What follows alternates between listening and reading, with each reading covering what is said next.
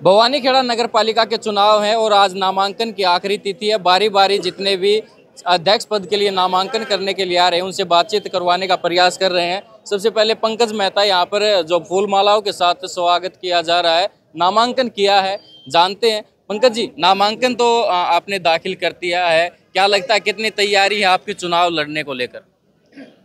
लगातार 35 साल से मेरा परिवार समाज की सेवा कर रहा है, भवानीखेड़ा की जनता की, तो हमारी लगातार तैयारी है और जनता के आशीर्वाद से हम चुनाव जीतने जा रहे हैं।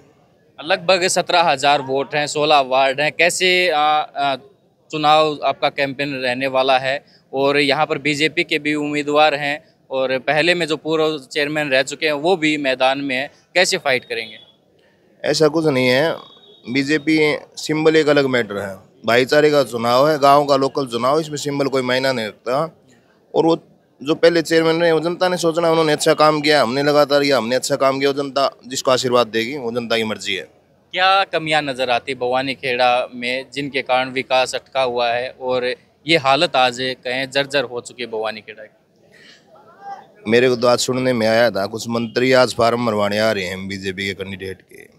10 साल से बीजेपी की सरकार थी लगातार, उन लोगों ने इस बात को कबूल करना चाहिए कि विकास की आप भी कह रहे हैं कमी रही है। आपने जाके भवानीखेड़ा देखा होगा, जैसे पानी की निकासी का मामला है, शहर में खेल स्टेडियम नहीं बन पाया, युवाओं को लेकर एकेडमी नहीं बन पाई, आज नशे का बड़ा प्रकोप है, तो इसके लिए बीजेपी को जिम्मेवारी लेनी चाहिए जी।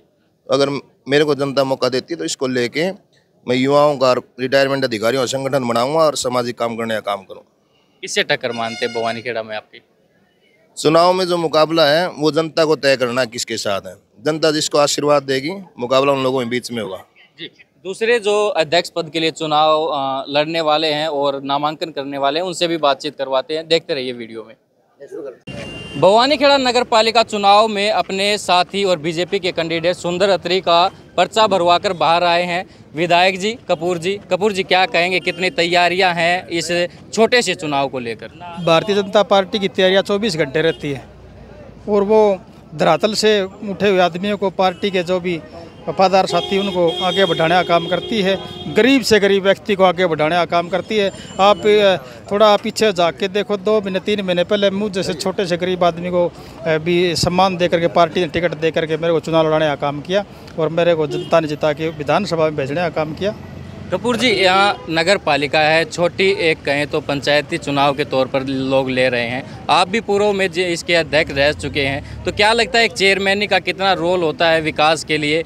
और अगर आपका कैंडिडेट जीतता है तो विधायक भी आप हैं, आपका चेयरमैन भी होगा, तो विकास कार्य कुछ गति प्राप्त होगी? बिल्कुल होगी जी। ट्रिपल इंजन की सरकार अगर बनेगी तो शहर में विकास जोर शोर से होगा, क्योंकि पहले हम भुगत भोगी, हाँ पहले 2 योजना 3 योजना भुगत चुके हैं पार्टीबाजी में, उसमें शहर पे दिक्कतें आई हैं, वो नहीं आएगी। अगर ट्रिपल इंजन की सरकार बनाएंगे तो मिलजुल के 36 बिरादरी का विकास करेंगे, शहर में जितनी भी समस्या उनको दूर कराने का काम करेंगे। विधायक जी, आज भवानीखेड़ा की हालात कभी नाजुक हो चुके हैं, सड़कें टूटी हुई हैं, सीवरेज का पानी है और खेल स्टेडियम की मांग है और जो युवकों के लिए कॉलेज की मांग है, तो इन मांगों को आप विधानसभा में उठाएंगे क्योंकि ये भवानीखेड़ा आपके विधानसभा क्षेत्र का ये मुद्दा है? बजट सत्र की अभी 7 की 8 की डेट आने वाली है, उसमें पूरे विधानसभा की समस्या मैं लिख चुका हूँ और मेरे दिल में भी है।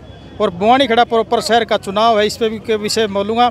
आपने मीडिया के माध्यम से अभी सुबह अखबार देख रहा था मैं, हमारा 50 बेड का हॉस्पिटल था, 100 बेड का बेड हमने मंजूर करा दिया। पीछे बिल्डिंग, बहुत बड़ी बिल्डिंग बनेगी, उसके अंदर ही पार्क बनेगा, डॉक्टरों के फ्लैट भी बनेंगे और पीछे उनमें डॉक्टर 24 घंटे भवानीखेड़ा शहर में उपलब्ध रहेंगे और कोई भी बाहर जाने की दिक्कत नहीं आएगी।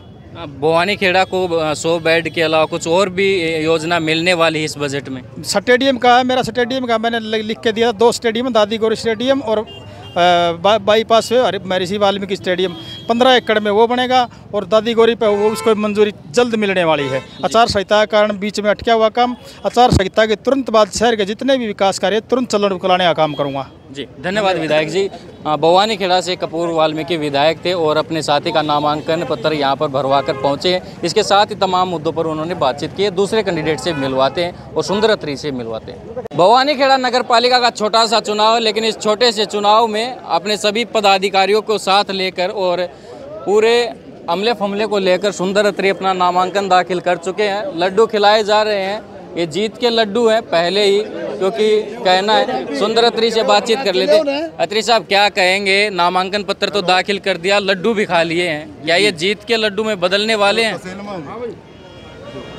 जी पत्रकार महोदय, मैं आपका दादू नगरी में स्वागत करता हूँ। जीत के लड्डू, जब लड्डू खाए जाते हैं तो जीत की खुशी में खाए जाते हैं। ये लोगों के हृदय में प्यार प्रेम जो भाव है पार्टी के एवज में, और मेरे को जितना आशीर्वाद दे रहे हैं, मुझे इसमें बड़ा आनंद आ रहा है। और मैं इनका सदा जितने दिन मेरे को प्रभु ने इस सेवा में मौका दिया है, पूरी शिद्दत के साथ ईमानदारी के साथ इनकी सेवा करूँगा।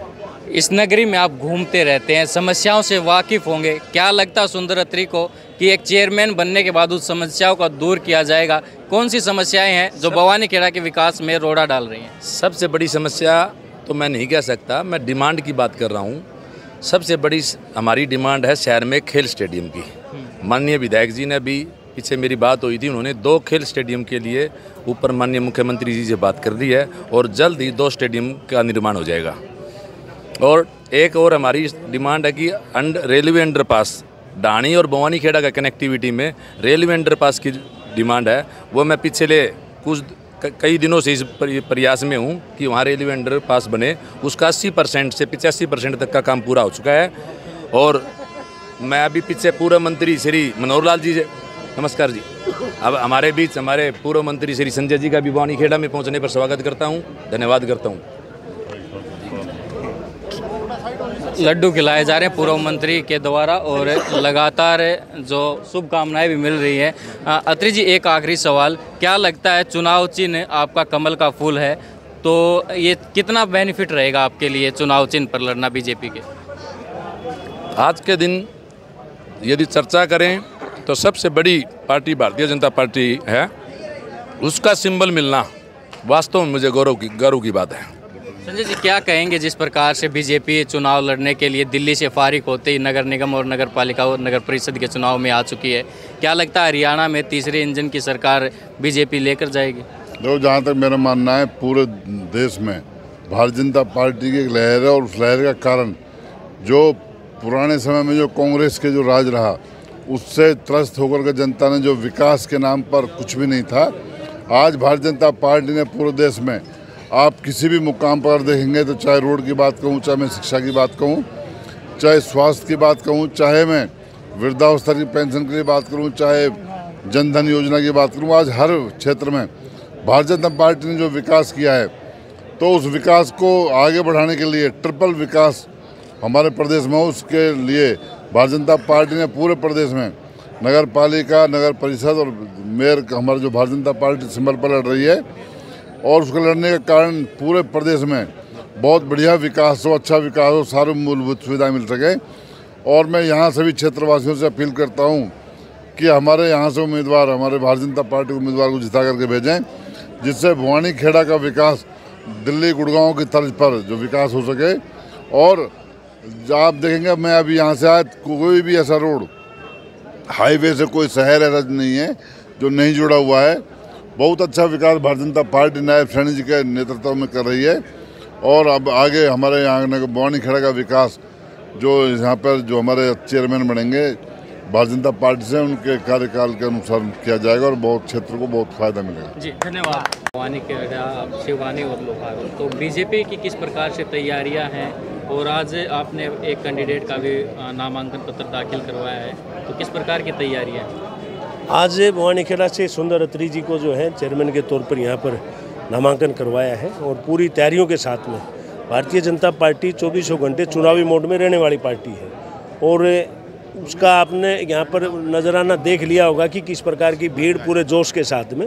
अमूमन नगर पालिका परिषद के चुनाव में इतनी भीड़ नहीं होती, मात्र 18,000 वोट का गांव है, फिर भी यहाँ पर आपने देखा कि कितनी ज़बरदस्त संख्या में लोगों के अंदर उत्साह था। ये भारतीय जनता पार्टी की रीति और नीति के ऊपर मोहर है लोगों की, कि हमने जिस प्रकार का कमिटमेंट लोगों से अब तक किया उसको हमने पूरा किया है, यही कारण है। क्या स्थानीय मुद्दे भी इसमें हावी रहेंगे? नेचुरल, स्वाभाविक तौर के ऊपर ये चुनाव जो है केवल और केवल स्थानीय मुद्दों के ऊपर लड़ा जाएगा। और इसका हम अलग से घोषणा पत्र जो है, घोषणा पत्र ही कह सकते हो, अब यहाँ पर जो छोटी छोटी समस्याएं हैं उनके समाधान हेतु हमने कमेटी बनाई है, और वो यहाँ पर जो भी काम हमने करने हैं भविष्य में, हमने जो 5 साल का हमारा एजेंडा है उसको भी हम जनता के बीच में प्रस्तुत करेंगे। ऐसा तो है नहीं कि मुंह उठाए और चले आए, फार्म भर दिया। ऐसे दुनिया जान के लोग फार्म भी भरेंगे चुनाव लड़ने के लिए, भाई काम करने के कमिटमेंट भी करेंगे, परंतु काम तो तब मिल करके हो पाएगा। कबीर वाल्मीकि यहाँ पर बीजेपी का खुद का अपना विधायक है, प्रदेश में अपनी सरकार है, केंद्र में अपनी सरकार है, पार्टी ने सिंबल दिया है सुंदर जी के पक्ष में, बहुत शानदार माहौल है, अच्छा काम यहाँ से हम करेंगे। मुकेश जी, आप कह रहे हैं कि बीजेपी हमेशा चुनाव की तैयारियों में रहती है, कभी भी चुनाव लड़वा ले, क्या कारण है लोहारू और शिवानी में उम्मीदवार नहीं उतारे? देखिए, अलग अलग तासीर, अलग अलग इलाके की अलग अलग तासीर है, तो उस तासीर को देखते हुए हमें लगा कि इस चुनाव में, ये लोकल बॉडी के ऊपर, प्रदेश का नहीं है ये चुनाव, ये लोकल बॉडी के ऊपर रहता है कि लोकल बॉडी तय करे कि चुनाव सिंबल पे लड़ना कि नहीं लड़ना। हमें लगा कि हमें केवल बुआनी खेड़ा में चुनाव लड़ना चाहिए, इसीलिए हमने बुआनी खेड़ा में नामांकन करवाया।